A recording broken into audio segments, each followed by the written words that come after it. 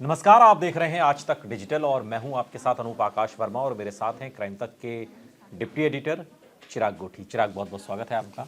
और खबर एक ऐसी है जिस पर लगता है कि सब कुछ शांत हो गया है, ठीक हो गया है। जो बात मन में थी अब उसके जवाब मिल गए हैं। हम बात कर रहे हैं ट्रक ड्राइवर्स की जो हड़ताल आपने पिछले दिनों देखी और उसका जो असर हुआ और उस असर के बाद आम जनजीवन जिस तरीके से प्रभावित हुआ, दूध, फल, सब्जियां, इन सब पे जो दिक्कतें आनी फौरी तौर पर शुरू हो गई थी। हालांकि अभी स्थिति सामान्य बताई जा रही है, लेकिन सब्जियों के दाम अभी भी आसमान छू रहे हैं। लेकिन चिराग, ये ठीक है कि सरकार ने के साथ जो बैठक हुई है ट्रक ड्राइवर्स की, उसका लब्बलुआब ये है कि ठीक है, अगर आपकी कुछ डिमांड है, इसमें कुछ शिकायतें हैं तो हम उन पर विचार करेंगे और उसके बाद ही इसे लागू किया जाएगा।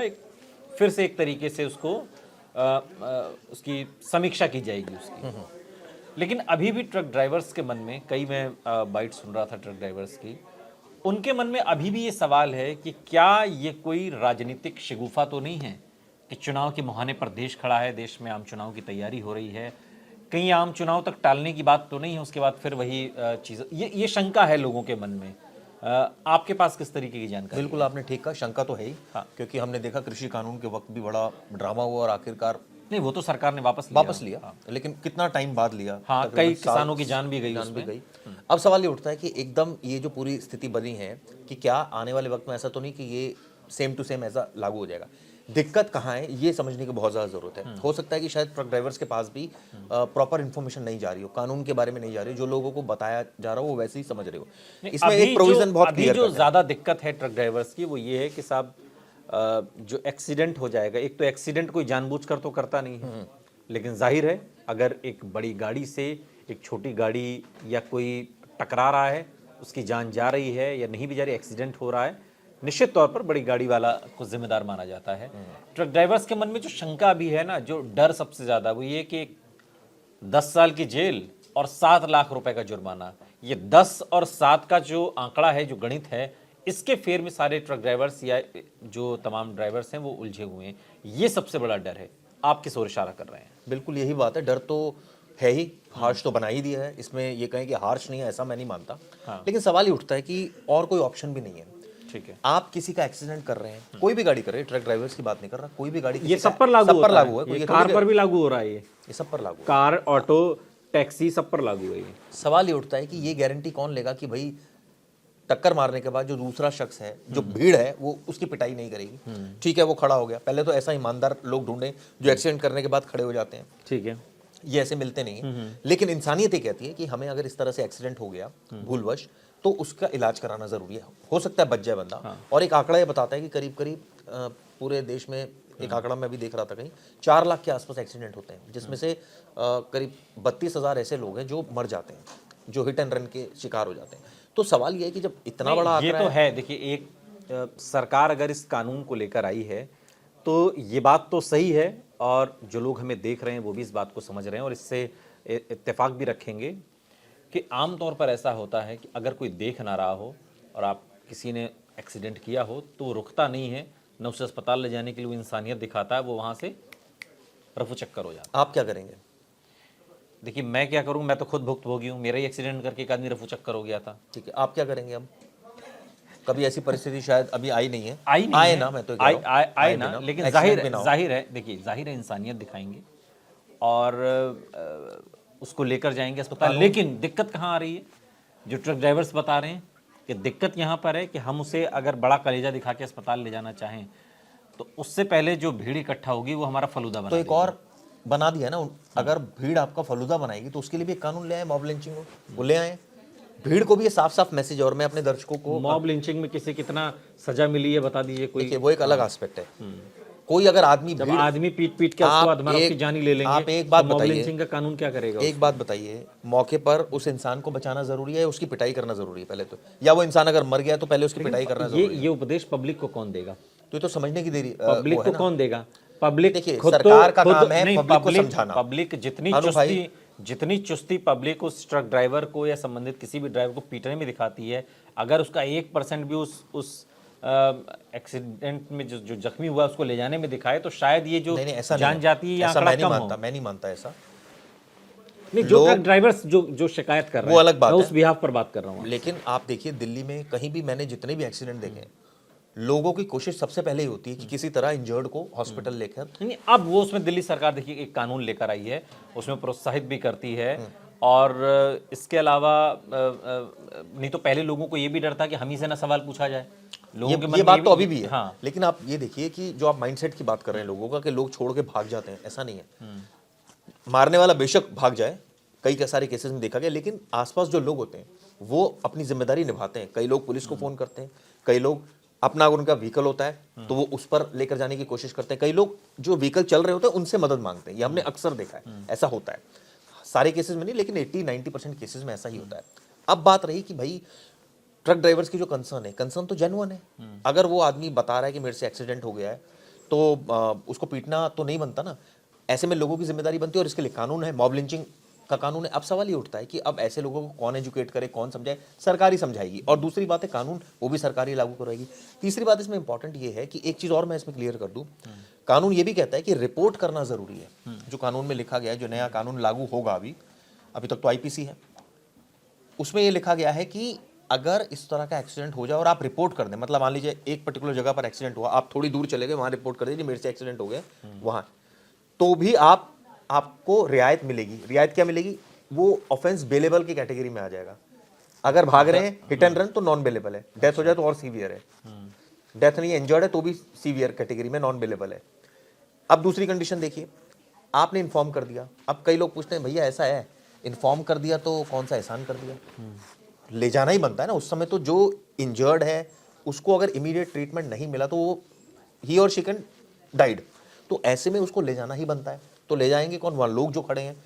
तो ये एक ऐसी कलेक्टिव जिम्मेदारी है जो समझने की जरूरत है, पहली बात। दूसरी बात, ये कहना कि ट्रक ड्राइवर गरीब है, बिल्कुल ठीक बात है, गरीब है, बहुत ज़्यादा जुर्माना कर दिया है। भाई देखिए, जिस एक्सीडेंट जिस व्हीकल से होगा, पहले तो आजकल सारे व्हीकल इंश्योर्ड होते हैं, ठीक है जी, तो इंश्योरेंस कंपनी जो है वो पे करती है जो अमाउंट होती है दूसरी पार्टी को। लेकिन हाँ, अगर आप के ऊपर एक्सीडेंट का केस होगा तो आपको अगर फाइन होता है या आप दोषी पाए जाते हैं तो आपको पे करना है 7 लाख रुपए अलग से। मुझे लगता है इस केस में अगर वो एक जिम्मेदार नागरिक की भूमिका कोई भी निभाएगा, ट्रक ड्राइवर की बात नहीं कर रहा, हम और आप भी है कि अगर हम यहाँ खड़े होकर हमसे एक्सीडेंट हो गया, हम कम से कम पुलिस को तो फोन कर सकते हैं कि जी मेरे से एक्सीडेंट हो गया। वो भी लोग नहीं करते। लोगों को क्या लगता है मैं बताता हूँ, लोगों को ये लगता है एक्सीडेंट हुआ भागो, क्योंकि जब हमारा नाम ही नहीं आएगा, नंबर ही नहीं आएगा, तो फिर पता ही नहीं किसने कर दिया, क्या पता तो देखिए चल जाएगा। कभी कभी इसलिए भी लोग भागते हैं कि उस वक्त फौरी तौर पर जो उग्र भीड़ है उसके गुस्से का जो सामना है वो उन्हें ना करना पड़े, इसलिए भी लोग भाग जाते हैं। लेकिन आप ये कम बताइए से कम सरकार ने कानून क्यों लाया? वो इसलिए लाया क्योंकि इस तरह के बहुत सारे केसेस आ रहे हैं जिसमें लोग मर रहे हैं। ऐसे केस हैं, लोग मर रहे हैं, बिल्कुल सही बात है आपकी। तो फिर एक्सीडेंट में ही मर रहे हैं और ड्राइवर्स का कई बार पता भी नहीं लग पाता है, वो लोग भाग जाते हैं। ना तो इंश्योरेंस आप क्लेम कर सकते हो बिल्कुल, लेकिन वही है, गेहूं के साथ घुन न पिसे, इसी को लेकर के ट्रक ड्राइवर्स हैं और सरकार के बीच जो बातचीत हो रही है, जिसमें उन्हें आश्वासन दिया गया है कि रायशुमारी करके इस पर एक समीक्षा की जाएगी। लेकिन उसके बाद ही मुझे लगता है इस पर कि कोई इस पे हमें थोड़ा रिस्ट्रिक्ट ना करके वीडियो को हमें थोड़ा और बढ़ाना चाहिए। इसकी वजह मैं आपको बताता हूँ। ये बहुत जबरदस्त कंसर्न है लोगों की। उनको सबसे ज्यादा दिक्कत तो इसी बात से है, जो ट्रक ड्राइवर से मेनली, कि भाई हमारी वर्किंग आवर खराब है, सैलरी कम है हमारे पास, प्रेशर अलग है। एक मिनट, प्रेशर अलग है ना, 7 लाख उसके बाद हम 7 लाख कहां से देंगे भाई? दूसरी बात, आपने एक्सीडेंट किया, मॉब लिंचिंग वो शिकार हो सकते हैं।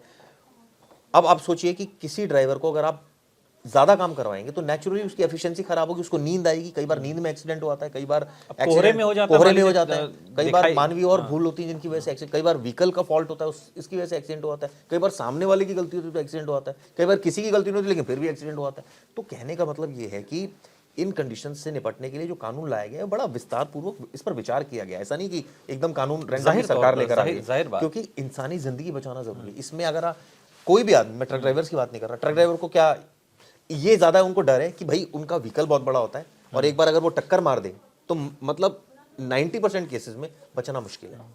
क्या यही वजह है कि शायद इसलिए बाकी लोग प्रोटेस्ट में नजर नहीं आए? यही वजह है नॉर्मल जो कार चलाने वाले आप हम जैसे, क्योंकि उनको पता है कि भाई ये व्हीकल अगर किसी पे चढ़ गया या किसी को टक्कर मार दी तो उसकी मौत 90% से ऊपर वो मर भी सकता है। इसलिए अब बचने की पहला तो कौन आदमी कहेगा जी मैंने मार दिया, लो जी मुकदमा करो, और जानते हुए नोइंग द फैक्ट कि भाई ये एक्सीडेंट केस है, ये मर्डर केस नहीं है, आपको बेल हो जाएगी, मुकदमा तो चलेगा ही। लोगों को लगता है ये भी क्यों चले मेरे ऊपर मुकदमा, मेरी गलती थोड़ी थी, भागो। कई बार ऐसा भी होता है कि गलती दूसरे वाले की होती है, सामने वाले की होती है, और एक्सीडेंट होता है। उसमें भी आदमी क्या सोचता है कि भाई मेरी थोड़ी गलती है, मैं क्यों रुकूं, भागो यार, मैं कल को मेरे ऊपर मुकदमा हो जाएगा, मुझे सारा कुछ झेलना पड़ेगा, भागो ना। जब मेरी गलती नहीं है, सामने वाला आके भिड़ गया आपके अंदर, ये ऐसा भी होता है, तो उसमें ट्रक ड्राइवर क्या करेगा, ये भी एक कंसर्न है। तो ये सारे पहलुओं पर बड़े गंभीरता से विचार होने की जरूरत है। ठीक है, अभी तो ये होल्ड हो गया है, लेकिन ये जो कंसर्न है, ये कंसर्न कई हद तक, काफी हद तक जेन्युइन भी है। आप सोचिए ना कि आपकी गलती नहीं है, सामने वाले की गलती है, फिर क्या करेंगे आप? लेकिन इस कानून में उसका भी प्रावधान है कि अगर आपकी ये तो गलती प्रूव होगा ना सामने- अनु भाई, ये एकदम थोड़ी बता दोगे आप 2 मिनट में, ये तो प्रूव होगा, इन्वेस्टिगेशन होगी, तब तक क्या होगा, जेल जाएगा बंदा, इन्वेस्टिगेशन चल गया, बेल मिलेगी। तो आप उसका एक जस्टिस मिलने में जो देरी होती है वो तो होती है, वो तो 6 महीना लग जाएगा ये प्रूव होने में कि भाई इसकी गलती है भी नहीं है। कोई भी अपराध हो, प्रूफ हो, और तुरंत पुलिस तो की क्या गारंटी है कि वो चार्जशीट बिल्कुल प्रॉपर फाइल करेगी? मान लीजिए नहीं करी, उसको लग रहा है कि नहीं आप ही की गलती है, और आपको पता है भाई मेरी क्या गलती है यार, उसने उल्टी चार्जशीट फाइल कर दी, तो आप फंस गए। तो इतने सारे कंसर्न है इसको लेकर, और इस पर व्यापक विचार होना बहुत जरूरी है। इसीलिए ट्रक ड्राइवर रुके हुए हैं, इसलिए डरे हुए हैं, मैं आपको बता दूं, क्योंकि उनका वाहन बहुत बड़ा है। उनका डर तो ये भी है, लेकिन कि कुछ चुनाव और के भी है। बाद मैं में एक और बात, कई ऐसे भी ड्राइवर है, मैं बिल्कुल ओपनली कहना चाहता हूँ, जो शराब के नशे में गाड़ियां चलाते हैं, जो बिल्कुल शराब के नशे में तो लोग कार भी चला रहे हैं, तभी तो एक्सीडेंट होते हैं। और कार में भी हिट एंड रन हुए हैं, ऐसा नहीं है। अब मैं मुंबई का वो केस नहीं छेड़ना चाहता हूँ, सब जानते हैं, बहुत हुए, दिल्ली में हुए। अब सवाल ये उठता है कि भाई आप ट्रैफिक नियमों का पालन नहीं कर रहे हैं, आप उल्टी सीधी गाड़ियां चला रहे हैं, एक्सीडेंट हो रहा है, और आपको ये लिबर्टी मिल जाए कि जी आप भाग जाएं, और आपके ऊपर जो है वो सीवियर सेक्शंस भी ना लगे, सीवियर पनिशमेंट भी ना। यार ये कैसे हो सकता है? आप एक इंसानी जान ले रहे हैं, आपकी ये भी हो सकता है कि वो बच जाए, आप टाइमली चले जाएं, भाग जाएं, बच जाए, वो बहुत सारी चीजें। लेकिन देखिए वही है कि फुटपाथ पर भी लोग सोते हैं और उन पर भी गाड़ियां चढ़ी हैं। दिल्ली और बम्बई में तो ऐसे ऐसे बड़े हाई प्रोफाइल केस हुए हैं जिनकी चर्चा आज तक होती है। ये जो कानून है ये सिर्फ ट्रक ड्राइवर्स के लिए नहीं है, ये कानून टैक्सी चालकों के लिए भी है, ऑटो रिक्शा जो चलता है 3 व्हीलर उस पर भी लागू होता है, जो कार आप और हम चला रहे हैं उस पर भी लागू होता है।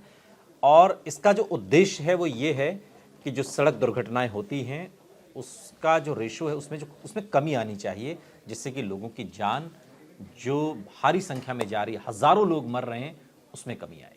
बहुत बहुत शुक्रिया चिराग इस तमाम जानकारी के लिए आपका। यहाँ रुक रहे हैं लेकिन आप कहीं जाइएगा नहीं, बने रहिए हमारे साथ, देखते रहिए आज तक डिजिटल।